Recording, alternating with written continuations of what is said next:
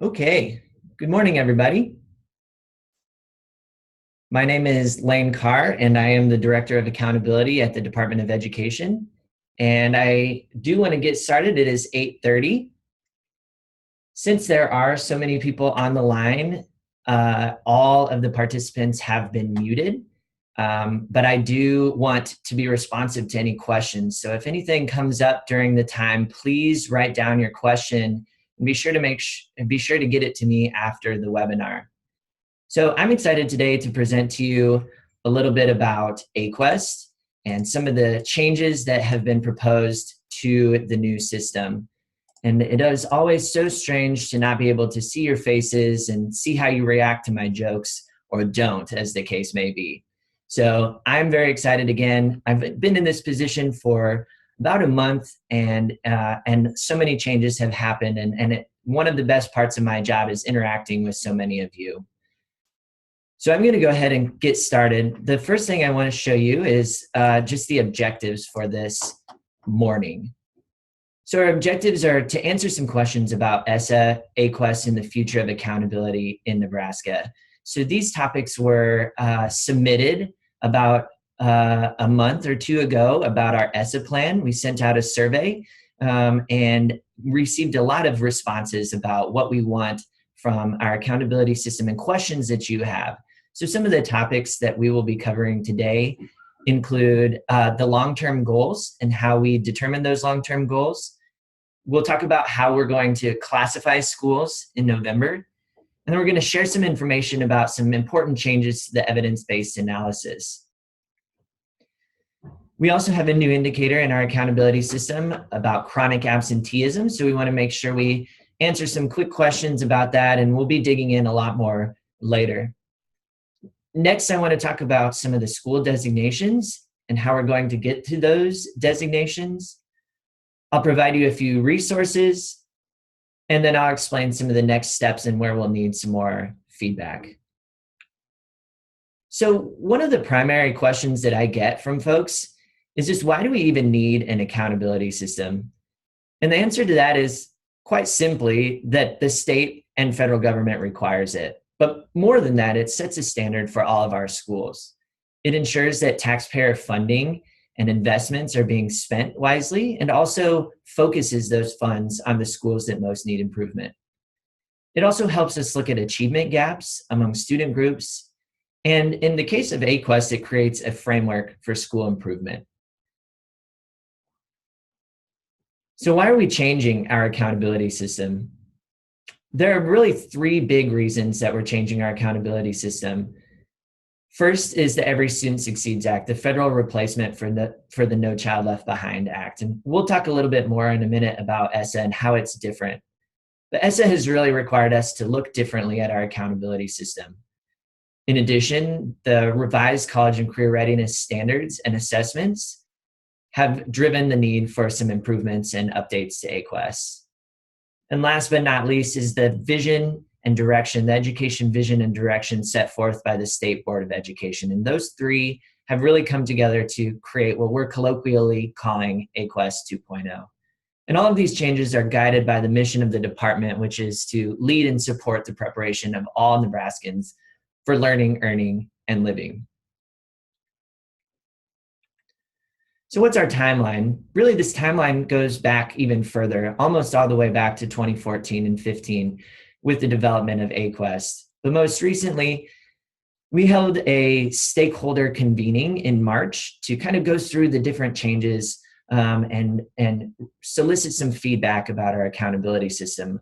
What was good about our accountability system, what changes were coming from our accountability system, and what should we expect from our accountability system come the fall. If we back this up, you'll see that at the end of the timeline, we're looking to classify and designate schools at the end of November and early December. And between March and November and December, including right now, we're looking to get some feedback. We're trying to communicate with schools as much as we can, and we're trying to answer any questions that may be out in the field from parents, from community members, and especially from administrators like you as we move forward. So again, classifications and designations will be made public in the end of November and December, and our goal is to get that information to you as soon as we can. Once we get test scores back, once we run some numbers, and once we do a little work to ensure its validity. So how are we going to communicate these to the public? How will classifications be communicated? We heard you loud and clear that the old AQuESTT progress reports with the arrows and the caps and the funny colors weren't very helpful or useful. And so we heard you and we decided to change things up. So our new classifications communication, our report card as we're calling it, will be available again in the fall. And this will be found on our Nebraska education profile. So here are 2 screenshots of what that may look like. You'll see on the left-hand side, this is what the AQuESTT page will look like. And we'll talk about how those classifications come together. But very simple arrow up or a very simple arrow down to show how the classification adjustment occurs. You'll also notice that there's going to be the EVA down at the bottom so that that information is available to the public as well. On the right-hand side, you're going to see what we're calling the snapshot. So every school will have just a snapshot of information that very quickly it examines some of the demographics, the program participation, some metrics, and then some very high-level performance. So we're really excited about what this looks like and what it's going to be and how it's going to be used. The Nebraska Education Profile will be a one-stop shop for all education data. In addition, you'll also be able to download a lot of the data as you are already able to do now.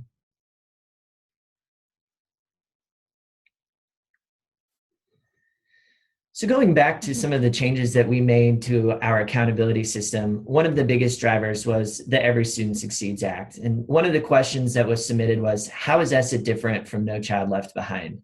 And there are 5 big differences. The first is that it gives states a lot of autonomy. So before it was a very prescriptive federal program. Now the state is able to provide a lot of decision-making and a lot of guidance for our schools. One of the best changes in a lot of educators' opinions, including mine, is the end of AYP. There is no longer adequate yearly progress, but we'll talk about how that's been replaced by another method to hold schools accountable for subgroup accountability. It requires a 5th indicator in accountability systems to measure school quality. Nebraska chose 3 school quality and student success indicators. We'll talk more about those in a minute. Importantly, it involves English learners in the accountability system. So roughly 7% of the student population in Nebraska are English learners. And before, their accountability was kind of separate. Now it is involved directly in the identification and designation of schools. The Every Student Succeeds Act ends school improvement grants. So schools that have SIG grants will continue and finish those out. But going forward this year, it combines SIG grants with the accountability funds to create one large pool of improvement dollars. And we do talk just briefly at the end of this about those improvement dollars. So we actually began work on our ESSA plan in 2016. And through a lot of back and forth with the feds, finally got our plan approved a month ago on June 6th. We clicked our heels because we were excited about that. And then now we realized that we have to put it to work and are very excited for what ESSA is going to mean for our state and moving forward. So one of the big questions in our ESSA plan, we include what we call ambitious long-term goals. So one of the questions from you all was, how did we get to those 50% reduction goals? So as I mentioned, ESSA calls for every state to set long-term goals. So again, replacing AYP, instead, the feds ask each state to create a list of long-term goals and measures of interim progress. So we started by looking at our strategic vision and direction, which also has some academic goals in them. We outlined benchmarks for all students and all student groups. And rather than set 100% proficiency, which was what AYP was calling for, instead, we chose to do what we're calling a 50% reduction. So it requires each group of students, regardless of their starting point, to improve. And it's the same goal across all groups. We believe this is ambitious and attainable. So again, if you look at the example that's off to the right here, this is the English language arts long-term goal. So if we pick a student group, such as English learners, currently in 2014 and 15, they had a 58% proficiency rate. To reduce that by half, we are hoping to get to 79% proficient by 2026. And the measures of interim progress among those dates, or within that 10 years, we just divide that goal by 10, and that shows us where we should be each year along that path to 2026. It's really important to note that these are a North Star for us, but don't count in accountability in any way. There were a lot of concerns and confusion about, we have subgroups of students, but our students are performing really well. Will we be held accountable if they're not moving as quickly, or since they're already so high as other groups? And the answer is there's no accountability for these. These are just meant for us to be kind of that guiding star or that North Star for our work. What we like about this method is that, again, it requires each group, regardless of starting point, to move up.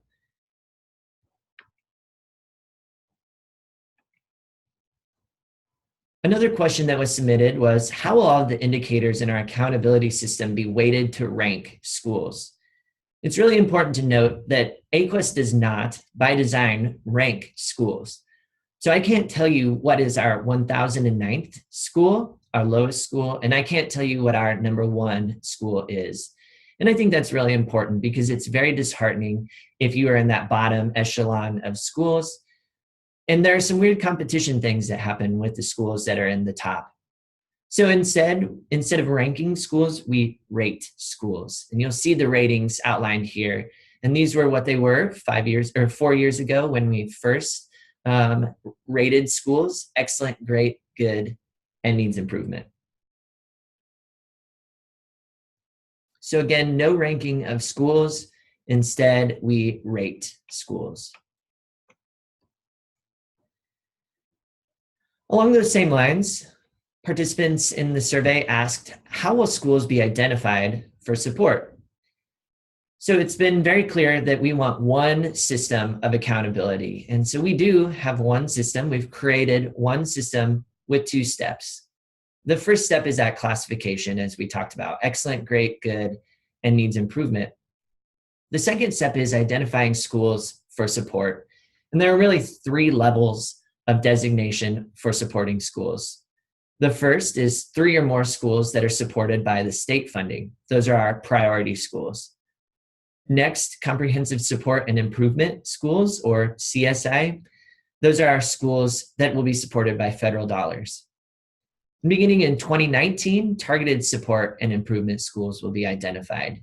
These are schools with low-performing subgroups. And again, those will first be identified in 2019.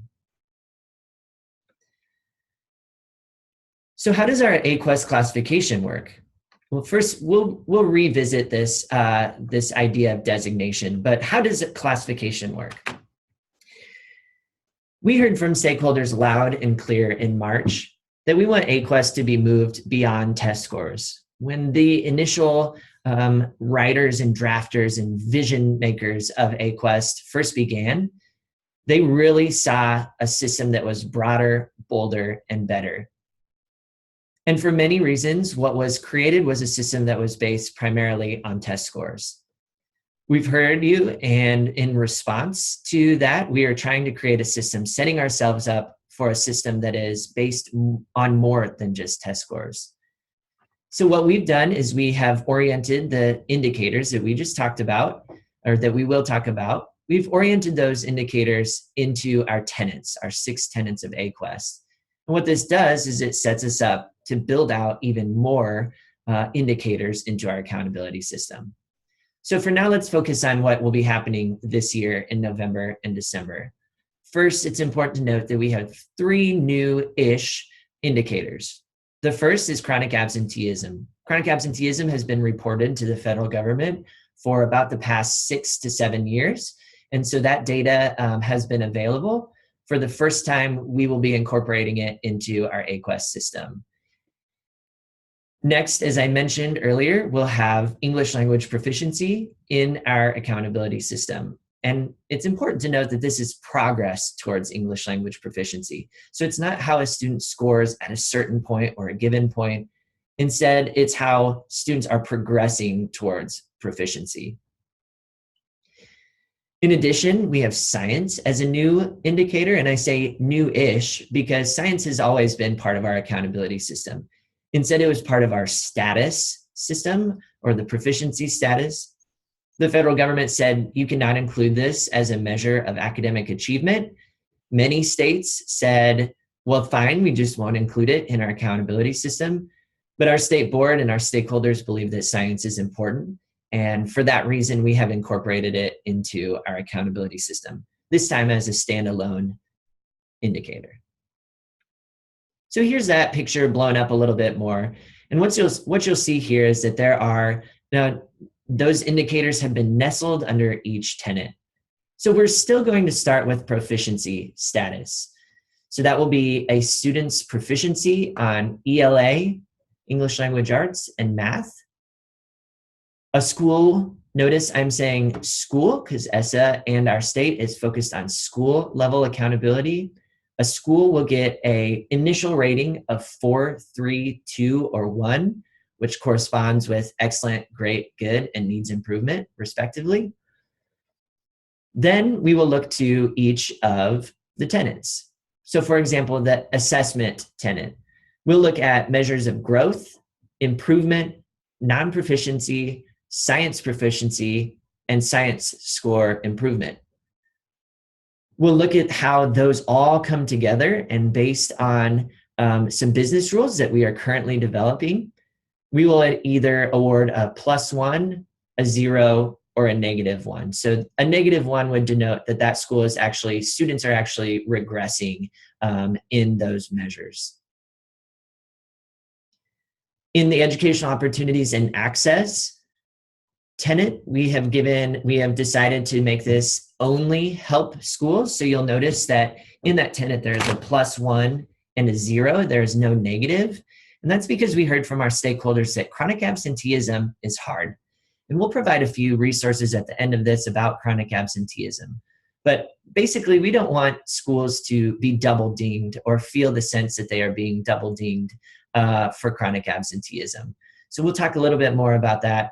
But you'll notice that chronic absenteeism and progress towards English language proficiency are weighted the same in this indicator, or in this tenet, and then a +1 or a 0 is awarded. Once a school receives that raw classification, then we'll look at their EBA score.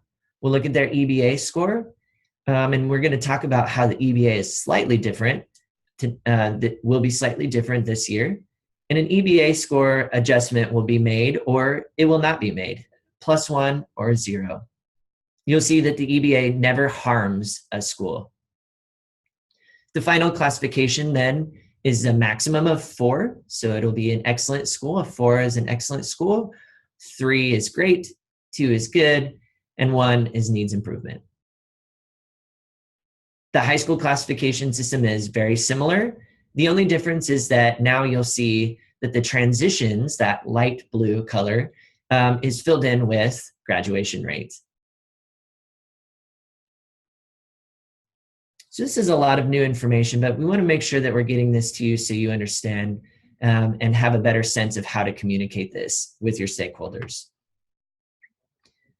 What we're excited is you'll notice that there are several indicators, there are several tenets that are missing.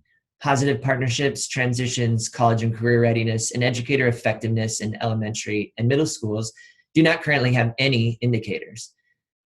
So we'll be looking to you, we'll be looking to your colleagues and our stakeholders across the state, as well as looking at what is happening in other states, the best practices in other states, to fill those out into the future and to glide into a system that counts more than just test scores into our accountability system. One question that we had was, are there still PLAS schools? And the answer is no. Instead, there are comprehensive support and improvement schools and targeted support and improvement schools. So as we mentioned, we will also have priority schools that are supported by state funding. We'll have comprehensive support and improvement schools that are supported by federal funding. So those CSI schools will be identified this year in November or December. CSI, comprehensive support and improvement, constitute the lowest 5% of Title I schools. They're high schools with graduation rates below 67%, or they are consistently low-performing subgroups, or their schools have consistently low-performing subgroups. So we anticipate that the most of these comprehensive support and improvement schools, we're thinking about 25 to 30 schools, that those schools will come from our needs improvement category or classification. Beginning in 2019, we will be identifying targeted support and improvement schools, TSI schools. These are those consistently low-performing subgroups. So that is a school with at least 10 students in each subgroup will be compared to other schools with at least 10 of that subgroup. And the lowest performing subgroups, the lowest performing of those schools will be designated as targeted support and improvement. Now I want you to notice this asterisk down at the bottom that says that in 2019, schools that are identified for TSI will not be classified as excellent. So we wrote that rule in because it's kind of a philosophical understanding that if not all of your students are doing well or not all of your students are succeeding, can you really call yourself an excellent school? So again, CSI and TSI are federally supported. Priority schools will remain supported by state funding. We're anticipating about 25 comprehensive support and improvement schools. So how are schools identified for CSI and TSI? When we brought people together in March, we heard consensus around keeping our system relatively the same. We don't want to rank schools. But the feds found that this was problematic. When we look at our needs improvement section, and there were 87 schools that were classified as needs improvement in the last go around, how do we determine the schools that most need improvement from that group? How can we use all indicators to get us there? And that was the biggest challenge and the thing that caused us the most difficulties with our federal partners and colleagues. So we found a way to hopefully do that. Here's how we propose designating schools for support. So this is an example of how we will find comprehensive support and improvement, the lowest 5% of Title I schools. We're going to look at all Title I schools. There are about 495 Title I schools. Those will begin in this initial segment or this initial pool. We'll next look at status, so ELA and math proficiency. And we'll take the lowest quarter of those schools and move them over into stage 2. Similarly, we're going to take the lowest quarter of schools that are making progress towards English language proficiency, or put another way, we'll take the schools that are making the least progress towards proficiency, and we'll move them to stage 2 as well. We heard from our stakeholders that we needed to make growth and progress and improvement count for more in our system, which is why stage 2 is all about academic progress. So here we'll take those schools. We've now whittled it down from about 495 to about 200 schools in stage 2. We're going to take the lowest quarter of those schools, the lowest quarter in improvement, and move it on to stage 3. We're going to take the lowest quarter of growth and move it to stage 3. And we'll take the schools that are not making reductions in non-proficiency. So more students are not becoming non-proficient. There's so many double negatives in that sentence, but we're moving that over to stage 3 as well. So now we've reduced it to about 75 schools, 495 going into stage 1, 200 or so going into stage 2, and roughly 75 enter stage 3. And here's where the school quality and student success indicators. And our 3 school quality and student success indicators are the EBA, science achievement, and chronic absenteeism. Again, hearing from our stakeholders that chronic absenteeism should be as low of a weight as possible. Here we've put it in stage 3, and we're combining it with the EBA and science. So to get us to our schools identified for support, our comprehensive support and improvement schools, we're combining those 3 indicators, EBA, science, and chronic absenteeism, and we're coming out at the end with 25 to 30 comprehensive support and improvement schools. We'll use a similar method for targeted support and improvement schools as well, beginning in 2019. So one question that we had was, how does student group performance affect classification or designation? So again, we count and hold accountable schools for 10 subgroups or 10 student groups. The 7 ethnic and racial groups, as well as economically disadvantaged students, free and reduced price lunch students, English learners, and students with disabilities. So it's important to note that we currently do not incorporate any student group performance into AQuESTT classification. However, as we've noted a couple of times, targeted support and improvement will first be identified in 2019 that will hold schools accountable for these 10 subgroups.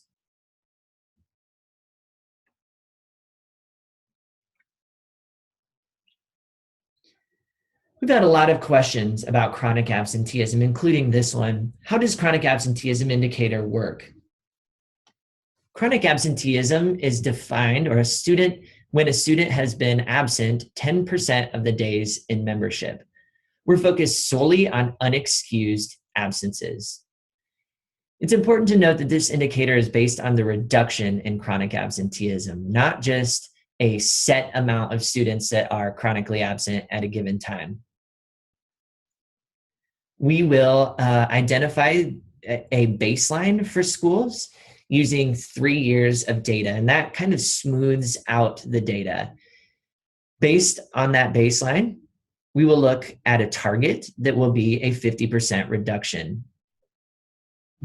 From that 50% reduction in 10 years, we will set yearly benchmarks for each school. And those benchmarks must be met in order to receive the points. I do that with air quotes because that is how we're thinking about it in that final school quality and student success indicators, the points given for chronic absenteeism. So again, 3 years of data is used to find a baseline. We set a 50% reduction in 10 years, and then yearly benchmarks are set for each school and must be met in order to receive credit. If you look at, there's been a lot of discussion and questions about the definition of absent and the definition of present. If you look in Chapter 2 of Title 92, or otherwise known as Rule 2, you will find that there is some guidance. This is about accounting and accounting definitions. There is some guidance present there about what it means to be present and what it means to be absent, what are some excused absences and what are not excused absences. We'll talk about a really important resource for chronic absenteeism as we get to our resources discussion. So one of the comments that we received from our survey that also came up at Administrator Days was, I keep hearing about these changes to the EBA. What's going to happen? So I will actually be sending a memo to all administrators in the near future that kind of outlines these a little bit further. But basically in response to concerns about the reliability of the EBA, and as well as just to embody continuous improvement with AQuESTT, we are putting in a new process or a new protocol. So schools will be eligible for the EBA, and that will be roughly about 110 or so schools will be eligible for the EBA. And this year, we are requiring those 110 schools to submit documented evidence of responses. So an administrator at Administrator Day said, what would that evidence look like? And I don't mean this to be glib, but basically that evidence is the evidence that you had in mind when you were filling out the EBA. So that could be policies and procedures. It could be memos or letters. It could be photos or sign-in sheets. Basically, as you were filling out each of those questions and rating your school, what were you thinking about? What evidence were you considering in that process? Once we receive that information and that evidence from the EBA, and by the way, we're going to provide 2 weeks for a school to get us that evidence. That evidence will be reviewed by a panel of experts. There are going to be 4 or 5 ESU workers or employees, 4 or 5 NDE folks, and 4 or 5 school district representatives. And basically what's going to happen is that review panel is going to complete the EBA given the evidence that you submitted to us. To receive the EBA bump or the EBA adjustment, there has to be agreement between raters, this test of inter-rater reliability. So again, this is just a way for us to, again, improve the process of the EBA as well as to show you and to work on the reliability of the EBA even further. So again, just quickly, this is a new change and I want to make sure that everybody has it. About 110 schools in November or December will be asked to submit evidence to us that can include policies, procedures, memos, letters, other pieces of evidence. That will be reviewed by a panel composed of ESUs, NDE, and school district personnel.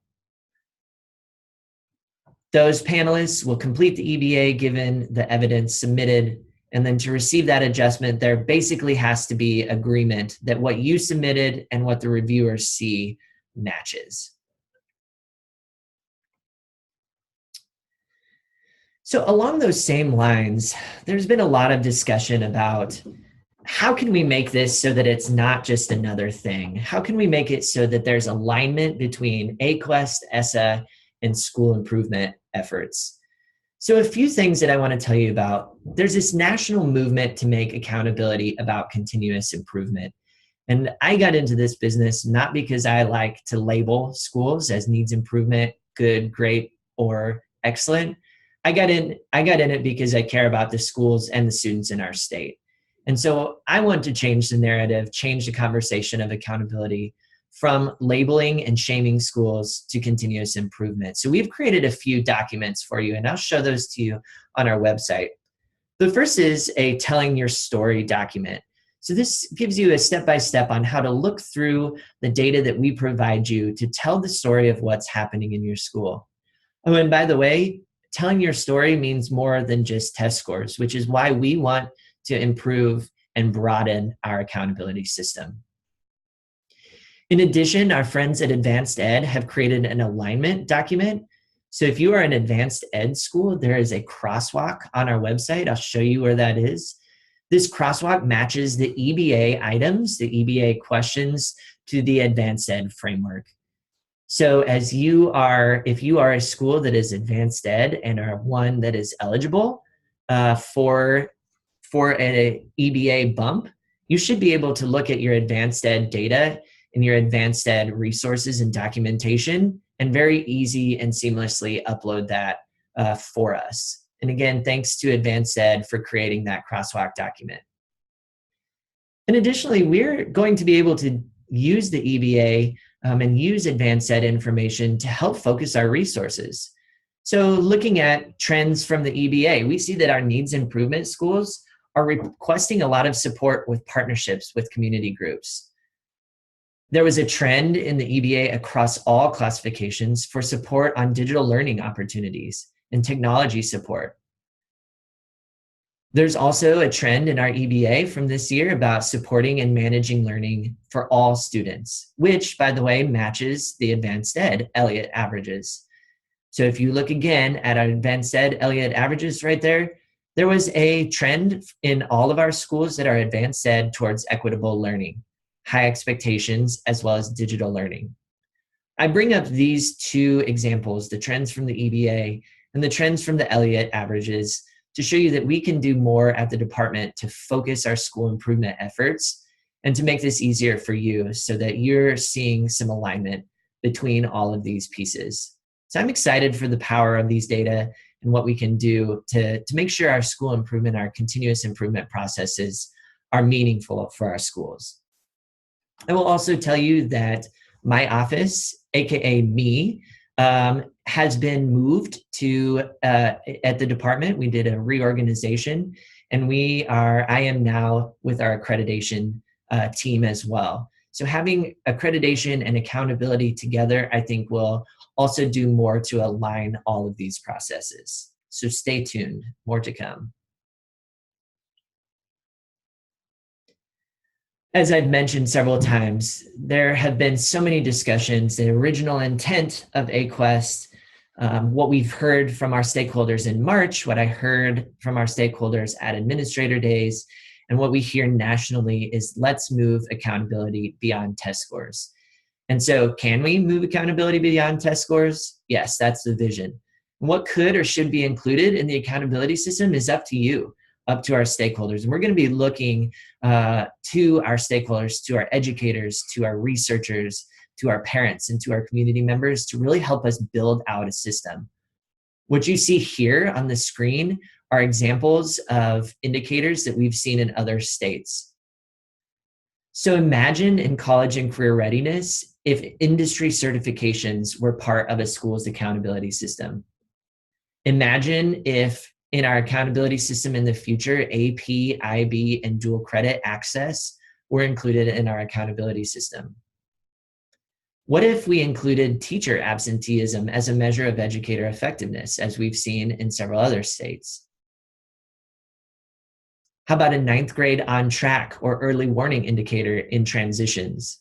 The possibilities are endless, and I'm bringing these up not to show you that this is for sure what we're going to be doing, but more to show you that, again, the possibilities are at our disposal, and we can build out a system that truly is broader and truly does better tell the story of our schools.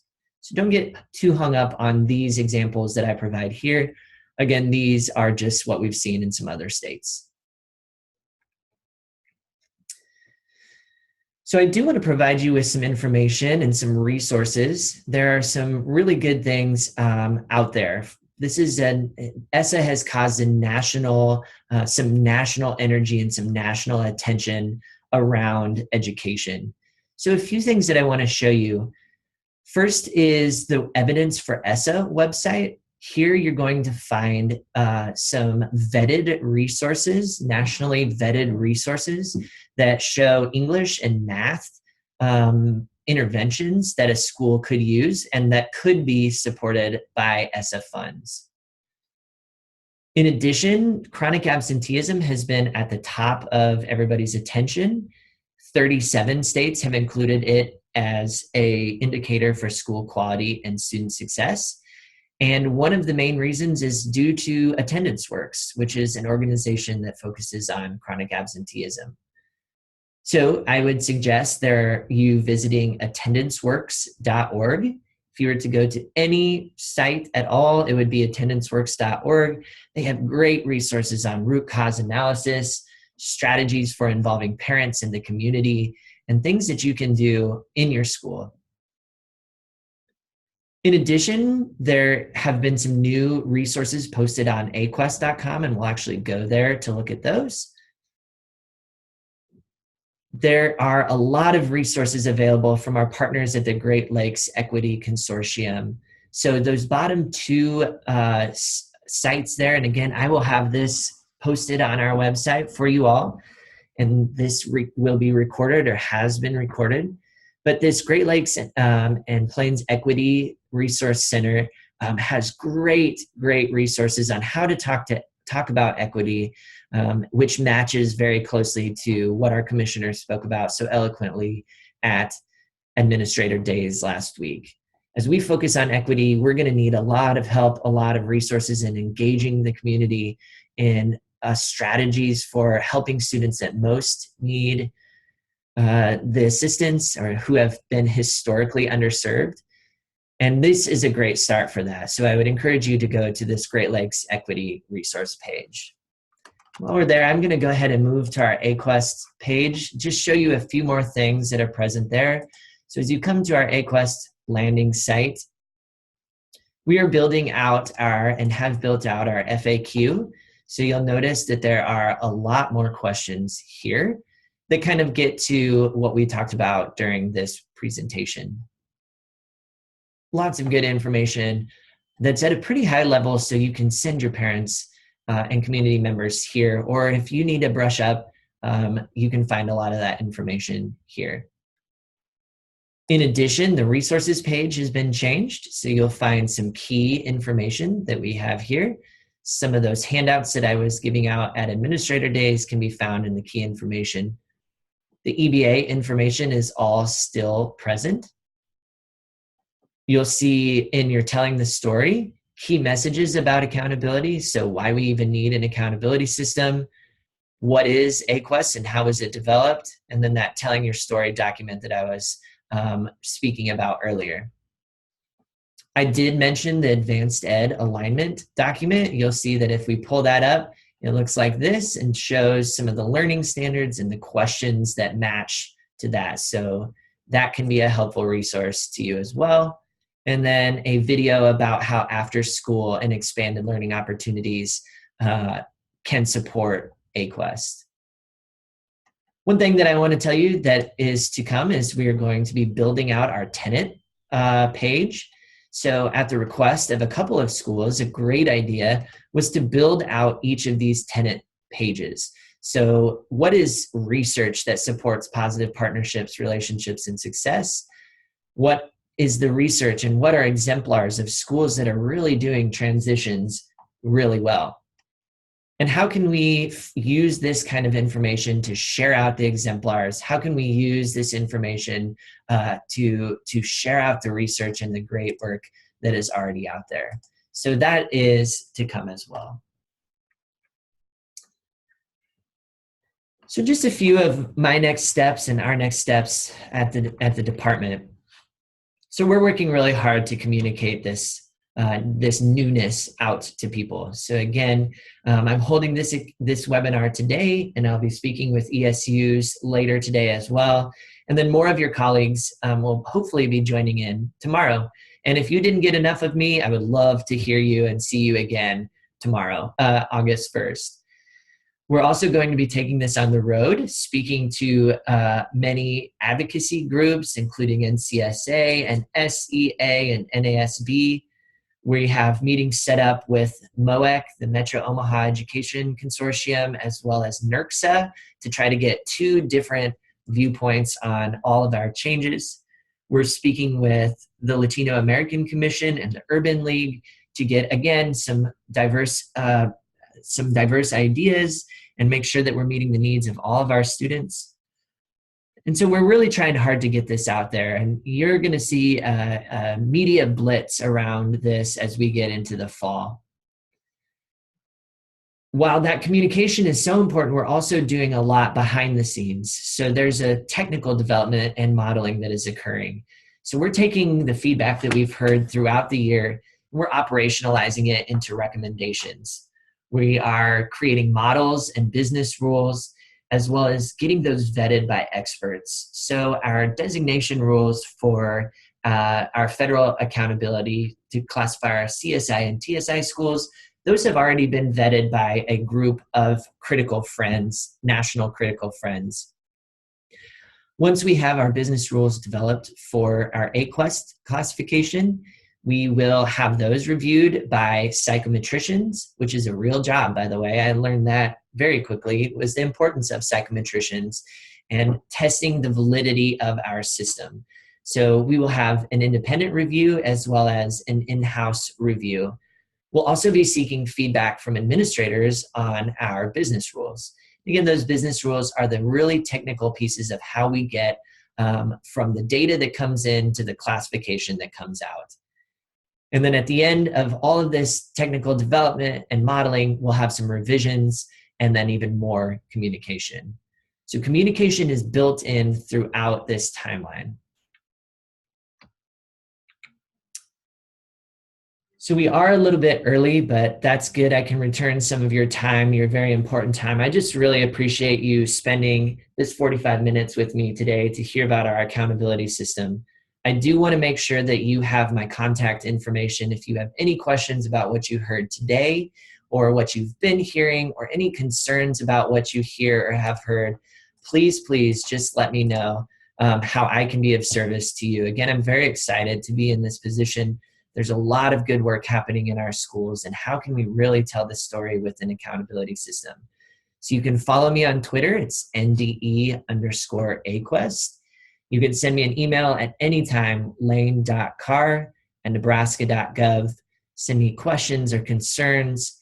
Give me a call if you would like at 402-471-3138. And again, I just really appreciate you spending this time with me today. And if there's ever anything that I can do for you or your school or your students, please just let me know.